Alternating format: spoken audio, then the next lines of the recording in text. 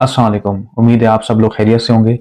आज हम दिल की एक ऐसी कंडीशन के बारे में बात करेंगे, दिल की एक ऐसी बीमारी के बारे में बात करेंगे, जो कि ना सिर्फ़ हमारे इस खित्ते में, बल्कि पूरी दुनिया में दिल से रिलेटेड सबसे बड़ा मसला है।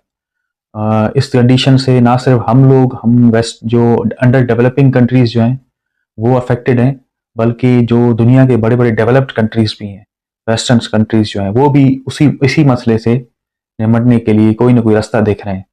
और इस हार्ट कंडीशन का नाम है हार्ट फेलियर। हार्ट फेलियर क्या है? हार्ट फेलियर का पता कैसे चलता है? और इसकी अलामात क्या हैं? और हार्ट फेलियर का क्या इलाज मुमकिन है? क्या इस कंडीशन के लिए कोई ट्रीटमेंट है? इसके बारे में आज हम बात करेंगे।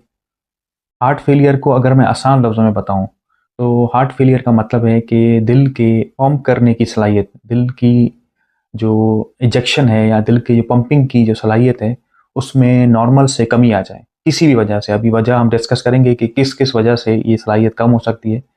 अगर नॉर्मल से जो है पंपिंग कम हो जाए, तो इसे हार्ट फेलियर की कंडीशन कहते हैं। इसके लिए सबसे जो ईज़ी और जो सबसे बेस्ट टेस्ट है, वो है इकोकार्डियोग्राफ़ी। और इकोकार्डियोग्राफ़ी में हम स्पेसिफिकली देखते हैं ejection fraction. Ejection fraction left side का जो दिल के पंप करने की सलाहियत है, उसकी एक मेजरमेंट है। और नॉर्मली ये 55% से ज़्यादा होती है। लेकिन अगर किसी भी वजह से अगर ये इससे कम है, तो ये हार्ट फेलियर में आता है। लेकिन ख़ास तौर पे अगर ये 40% से कम है, तो ये एडवांस स्टेज हार्ट फेलियर में चला जाता है। अगर हम इसके रीज़न्स की बात करें, वजूहात की बात करें कि क्यों हार्ट हार्ट फेलियर होता है, तो इसमें जो सबसे नंबर 1 रीज़न है, वो है हार्ट अटैक। अगर इस्केमिक हार्ट डिज़ीज़ या दिल की शरीयानों में तंगी की वजह से हार्ट अटैक हो जाए, तो और अगर एक से ज़्यादा हार्ट अटैक हो जाएँ, तो इस कंडीशन में हार्ट फेल हो जाता है, उसकी पंपिंग की सलाहियत कम हो जाती है। और उसके बाद वैल्वुलर हार्ट डिज़ीज़ है। अगर दिल के अंदर जो दरवाज़े होते हैं, दिल के मुख्तलिफ़ खानों के दरमियान, जिसको हम वेल्व्स कहते हैं, अगर उनकी बीमारी है, तो उस वजह से भी हार्ट फेलियर कंडीशन हो जाती है।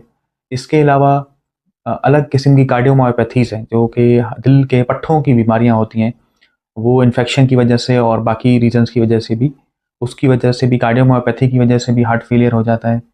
इसके अलावा प्रेगनेंसी में भी हार्ट फेलियर की कंडीशन डेवलप हो सकती है। नाइटल हार्ट डिजीज़ हैं, अगर पैदाइशी बीमारियाँ हैं, तो वो भी हार्ट फेलियर की तरफ जा सकती हैं। हार्ट फेलियर में पेशेंट को क्या-क्या कंप्लेंट हो सकती हैं? अगर हम सबसे ज़्यादा होने वाली तकलीफ़ की बात करें, तो साँस का फूलना सबसे कॉमन तकलीफ़ है जो पेशेंट को होती है। थोड़े से चलने-फिरने पे, एक्सर्शन पे या खाने के बाद या सीढ़ियों चढ़ने पे पेशेंट को साँस में तकलीफ़ होती है। और ज़्यादा अगर एंड स्टेज हार्ट फेलियर है, तो बैठे-बैठे भी साँस में तकलीफ़ हो सकती है। इसके अलावा दिल का धड़कन तेज़ होना या ख़ास तौर पे दिल की धड़कन का बिगड़ना, ये भी अलामत हो थकावट होना और बाज़ औक़ात सीने में दर्द होना और सुस्ती या कमज़ोरी महसूस करना और बाज़ औक़ात पैरों में या पेट में सूजन होना, पानी भर जाना, ये भी अलामत हो सकती हैं। अब एक सवाल ज़हन में आता है कि क्या हार्ट फेलियर का कोई ट्रीटमेंट भी है या नहीं? या हार्ट फेलियर अगर की कंडीशन हो जाती है किसी को भी, तो उसमें क्या करना चाहिए?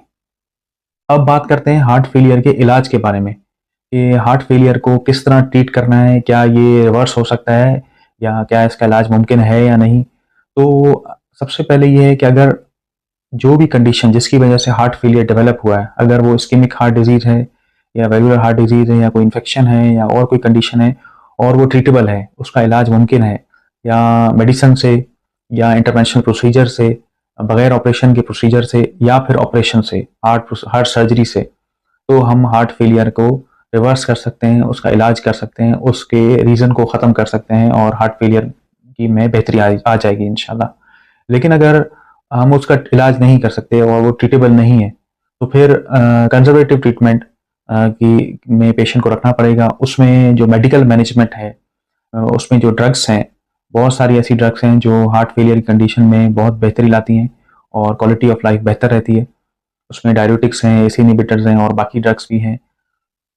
इसके अलावा फ्लूइड रिस्ट्रिक्शन आपके जो मुआलिज है, आपका फिज़िशियन है, वो इजेक्शन फ्रैक्शन के हिसाब से आपको पूरे दिन में जो फ्लूइड लेना है, पानी है, चाय है और बाकी जो खाने के साथ जूसेस हैं, तो ये आपको कम करने पड़ेंगे।